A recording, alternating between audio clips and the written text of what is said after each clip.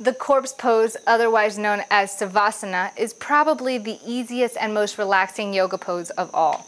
But you want to be able to do it correctly.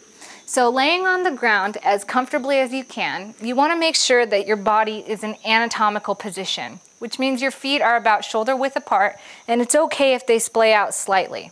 If you feel relaxed, you're doing this at least half right.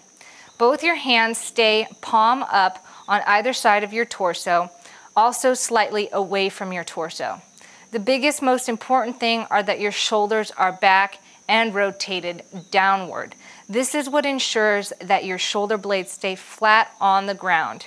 That's what you want to do, and make sure your hips are rotated up too so that you're not arching up, and just remain here in a relaxed, calm state, breathing in deeply with your eyes closed.